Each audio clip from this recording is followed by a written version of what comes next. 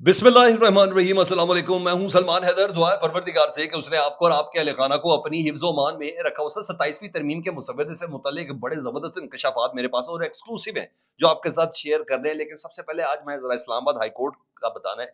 इसे कहते हैं छक्का। जी हाँ, केस कोई और था और फैसला किसी और तरीके से लिया गया और अब सलमान अकरम राजा साहब इस वक्त मुलाकात के लिए अडियाला जेल के बाहर मौजूद हैं। बड़ी इंटरेस्टिंग चीज़ है। सबसे पहले इसी को लेते हैं, फिर अलीमा खान साहबा ने जो सुहेल आफरीदी साहब से मुतलिक कुछ इंकशाफात किए हैं, पैगामात से मुतलिक जो इमरान खान साहब के पहुंचे हैं उससे मुतलिक, और ये जो नया भी एक शोशा छोड़ा गया फवाद चौधरी साहब और महमूद मौलवी साहब और इमरान इस्माइल के हवाले से, उधर की भी कुछ डिटेल्स मेरे पास सामने आई है जी। उसकी भी कुछ रिस्पॉन्ड आया है बाकायदा तौर पर जी, और उस रिस्पॉन्ड को भी आपके साथ शेयर करना है। सबसे पहले तो अब इसी से बता दूं, सूरत हाल बड़ी दिलचस्प हुई ना। बेसिकली इमरान खान साहब के ट्विटर अकाउंट को बंद करने के हवाले से केस था जी। तो जस्टिस अरबाज मोहम्मद ताहिर साहब उस बेंच में भी थे जिस बेंच ने सुहेल आफरीदी साहब को मुलाकात का हुक्म दिया हुआ था। अच्छा जी, उस दरख्वास्त पर जस्टिस अरबाज मोहम्मद ताहिर साहब की दरख्वास्त शुरू, तो सलमान अकरम राजा साहब रोस्टम पर आ गए। उन्होंने कहा सर, आपका 24 मार्च का ऑर्डर है, इसके बावजूद हमारी इमरान खान साहब से मुलाकात नहीं कराई जा रही। आज मंगल इमरान खान साहब से मुलाकात का दिन है और प्लीज़ आप मुलाकात ने कहा नहीं, ये तो केस ही इमरान खान से मुलाकात करनी है। नहीं सर, एक्स अकाउंट आपने बंद करवाना है ना, तो मैंने इमरान खान साहब को बताना है कि आपका एक्स अकाउंट बंद करना चाहते हो, उस पाबंदी के खिलाफ को हदायत लेनी है कि आप क्या है क्या नहीं ना। फिर अदालत ने ना जेल अथॉरिटीज को हुक्म दिया कि जी मुलाकात करवाएं मुतलका तमाम लोग को। लेकिन जो मुकालमा हुआ ना सर, वो बड़ा इंटरेस्टिंग है जी। मुकालमा ये हुआ, इस्लामाबाद हाईकोर्ट के फुल बेंच का हुक्म था, उसके बाद इमरान खान साहब से मुलाकात नहीं करवाई जा रही। तो सलमान अकरम राजा साहब कहते हैं हम ये दरख्वास्त मुलाकात के लिए नहीं सुन रहे। जब उन्होंने दरख्वास्त की ना, तो उन्होंने कहा सर अदालत हदायत कर दें, इमरान खान से मेरी मुलाकात करवा दें ताकि हदायत ले सकूं।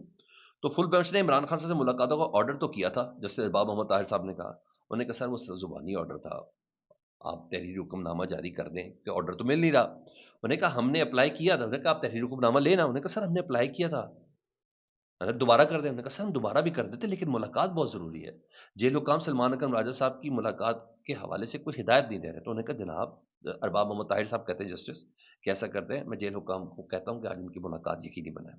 तो आज मुलाकात का दिन है, तो आज ही मुलाकात कराने का हुक्म दे देते हैं जी। तो उन्होंने कहा नहीं नहीं, आज हो या अगला मंगल हो मुलाकात करवा देगा। नहीं सर, आज ही मुलाकात का ऑर्डर दे, सबसे ज़्यादा मुनासिब है। उन्होंने कहा आपका नाम मुलाकात की फहरिस्त में शामिल है और हज़रत सलमान अकरम राजा की अथॉरिटी है। उन्होंने कहा जनाब मेरा फहरिस्त में शामिल है। तो सर फिर बड़ी तरद्दुद के बाद ना मुलाकात आज उन्होंने कहा यकीनी बनाए। अब देखते हैं, जहाँ मैं कह रहा हूँ लार्जर बेंच ने, यानी डीबी बेंच था, दो बेंच ने हुक्म दिया था, वहाँ हुक्म नहीं माना गया, तो आज या सिंगल बेंच का माना जाए कि सलमान अकरम राजा साहब सीधा पहुंच गए जी। क्योंकि अदालत ने deputy attorney general state council को फ़ोन कॉल के जरिए जेल हुकाम को आगाह करें, फ़ौरन सलमान अकरम राजा की मुलाकात कराएं। और आपके पिछले आर्डर से उन्होंने कहा हमारी मुलाकात तो नहीं हो सी, कहते हैं कोशिश करते रहे। जज साहब कहते हैं दरवाज़ा कभी ना कभी तो खुलेगा। जजिस को भी बड़े अच्छे से पता है हमारी बेबसी क्या है। सलमान अकरम राजा साहब को कहते हैं कि कभी ना कोशिश करते रहे, कभी ना कभी दरवाज़ा खुल जाएगा। ये उनके जुमले थे। तो बहरहाल मुलाकात यकीनी बनाने का हुक्म दिया। लेट्स सी, देखें मुलाकात होती कि नहीं होती। और सलमान अकरम राजा ने कहा कि पिछले 6 7 8 माह से मुसलसल अदालती हुक्म की तौहीन हो रही है, हमारी मुलाकात नहीं कराई जा रही। तो आज तो ये बड़ा मज़ेदार काम हो, अब देखें क्या होता है। हम थोड़ा रोज़ तमाशे ही देख रहे हैं ना सर, डुगडुगी चल रही है, ठीक है, हाथ नज़र आ रहा है डुगडुगी का, चेहरा वाला नज़र नहीं आ रहा। तो आज फिर देखें कौन नाचता है कौन नहीं नाचता। बहरहाल जजेस की बेबसी का भी थोड़ा बहुत अंदाजा हो गया।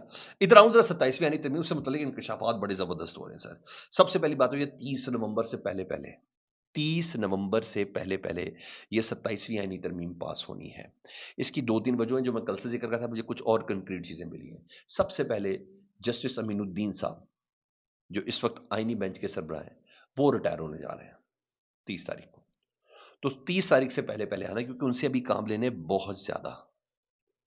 जी हाँ, और अहम रोल उनको मिल सकता है जी, ज़ाहिर बात है। नए आईनी बेंच का, आईनी अदालत का सरबराह ये हो सकता है। और हाँ, काज़ी फ़ाइज़ ईसा साहब की एंट्री भी मतवक्की है, लेकिन मैं आपको ये बता दूँ कि काज़ी फ़ाइज़ ईसा साहब नहीं हो सकते, क्योंकि उन्होंने जितनी इज़्ज़त कमानी थी, वो उन्होंने कमा ली। अब सारी उम्र ना उन्होंने वो रिसीव करना है। वो उन तमाम मुग़लज़ात को, उन अल्फ़ाज़ को, इस तारीख़ को एक-एक याद रखती है ना सर। मैं आपको ये बता रहा हूँ कि काज़ी फ़ाइज़ ने जस्टिस अमीनुद्दीन साहब को ही ये टारगेट मिल रहा है। जी हाँ, जस्टिस अमीनुद्दीन साहब को ही ये टारगेट मिल रहा है कि वो आईनी बेंच के होंगे। तो इसलिए 30 नवंबर की टाइमलाइन है, और इसको कन्फर्म भी कुछ और लोग कर रहे हैं। मोहम्मद मालिक साहब भी इसको कन्फर्म कर रहे हैं حالانکہ کچھ سینئر وکلا کہہ رہے ہیں کہ سر آئینی بینچ صحیح ہے، آئینی بینچ پہ ہم لوگ بہت سی چیزیں دیکھ لیتے ہیں، لیکن اگر آئینی عدالت بنائی تو پھر جو جج ادھر آیا تو اس نے ریٹائرمنٹ تک اس پہ ہی رہنا ہے۔ آئینی بینچ میں تو یہ نا جب چاہے جج کو آگے کر دو، جب چاہے جج کو پیچھے کر دو، سپریم کورٹ بھیج دو، پھر ادھر بھیج دو۔ جب اگر آئینی عدالت بن گئی تو جو جج اس کے اندر آ گیا تو پھر وہ ریٹائرمنٹ کے بعد کا نقصان ہو جائے گا۔ تو حالات ایسے تو نہیں رہنے ہمیشہ، یہ نون لیگ اور یہ سیٹ اپ، یہ اسٹیبلشمنٹ، یہ ایک پیج تو نہیں رہنا نا، بدلنا تو ہے۔ لیکن پھر بھی یہاں اس طرف سوچا جا رہا ہے۔ ادھر رانا ثناء اللہ صاحب نے کل پروگرام میں بولا تھا، انہوں نے کہا جی بھائی ہم تو چاہتے ہی نہیں ہیں کہ ایک ایک جج 25-25 سال ایک جگہ پہ رہے، ان کی ٹرانسفر ہونی چاہیے، بے شک ان کی مرضی شامل ہو یا نہ ہو۔ تو کسی نے کہا سر سرکاری ملازم اور جج میں کوئی فرق ہونا چاہیے، تو اگر ایسے ہی رہے گا تو پھر کیسے جائے گا؟ تو جس جج کو یہ ڈر ہو کہ اگر میں نے غلط فیصلہ کر دیا ریاست کے خلاف، جناب حکومت کے خلاف، تو میری تو کوئٹہ ٹرانسفر کر دیں گے، تو کیوں نہ میں اس سے کوئی فیصلہ کر دوں؟ طریق تو ہوتا ہے۔ تو انہوں نے کہا نہیں نہیں، وہ جوڈیشل کمیشن کرے ٹرانسفر، ہمارے پاس ہو تو جوڈیشل کمیشن میں تو سارے ایگزیکٹو کے ممبر ہیں، حکومت ہے یا حکومت کے آنے والے جو کچھ بھی کرتا دھرتا ہے ان سب کی حکومت، سب ہے، اس کے اکثریت تو انہیں کی ہے۔ تو جسٹس شاہ جمیل صاحب جنہوں نے احتجاجاً ایگزیکٹو کی مداخلت کے اوپر احتجاجاً جنہوں نے استعفیٰ دیا تھا لاہور ہائی کورٹ سے، وہ کہتے ہیں رانا صاحب سرکاری ملازم اور ہائی کورٹ کے جج میں فرق کو آئینی طور پر ختم کرنے جا رہے ہیں، یعنی جج اور سرکاری ملازم کے فرق کو آئینی طور پر ختم کرنے جا رہے ہیں۔ آپ جوڈیشل کمیشن میں اکثریت ایگزیکٹو کی ہے، آپ کی حکومت اور آپ کی پسند کی اسٹیبلشمنٹ ہمیشہ نہیں رہنے والی، ڈرے اس وقت سے کہ آئین کا بنیادی ڈھانچہ تباہ نہ کریں اپنے وقتی فائدے کے لیے۔ تو جی ہائی کورٹ کا جج ریٹائرڈ وہ یہ بتا رہا ہے کہ رانا صاحب آپ کی ذہن کیا پیچھے کیا، وقت ایک ساتھ نہیں رہنا، جو جس طریقے سے حملہ کر رہے ہیں وہ ایک علیحدہ بات ہے، لیکن ہاں وقت ایک ساتھ نہیں رہنا۔ سلمان اکرم راجہ صاحب کی میڈیا سے گفتگو، ان سے پوچھا نا فواد چودھری آپ پہ بڑے الزام لگا رہے ہیں، پھر آپ کی شاہ محمود قریشی صاحب سے ملاقات ہوئی تو کیا بات ہوئی فواد چودھری صاحب کی ملاقات اور عمران اسماعیل کی ملاقات میں؟ وہ کہتے ہیں جناب شاہ محمود قریشی صاحب نے مجھے بڑی وضاحت سے کہا ہے کہ وہ عمران خان کے وفادار ہیں اور یہ لوگ مسلط کر دیے گئے ہیں، یعنی فواد چودھری، عمران اسماعیل وغیرہ، یہ اچانک سے میرے کمرے میں گھس گئے، یہ ملاقات میری ایما پہ نہیں ہوئی، ان کو بھیجا گیا تھا۔ یہ سلمان اکرم راجہ صاحب نے کہا تو بس اس کے بعد نا ان چراغوں میں روشنی نہیں کہ مجھے شاہ محمود قریشی صاحب نے یہ بات کی، اور شاہ محمود قریشی جس بندے سے ملاقات ہے وہی سب کچھ ہو رہا تھا۔ اب آؤں ذرا دوبارہ جی، ادھر عمران ریاض خان صاحب نے بڑی بات کی، مجھے لگا کہ جیسے تھوڑا سا کلوز ہے معاملہ میری انڈرسٹینڈنگ کے حساب سے۔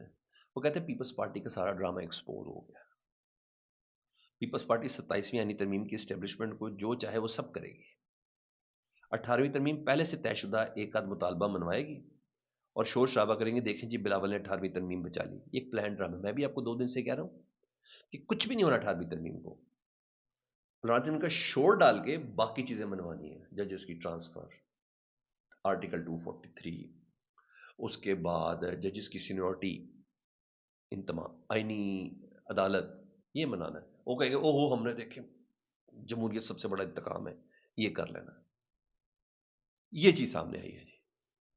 تو اب آپ اس سے اندازہ لگا لیں۔ اچھا یہاں یہ بھی کہہ رہے ہیں اور بھی کچھ لوگ کہہ رہے ہیں، وہ بھی میں آپ کو بتا دیتا ہوں۔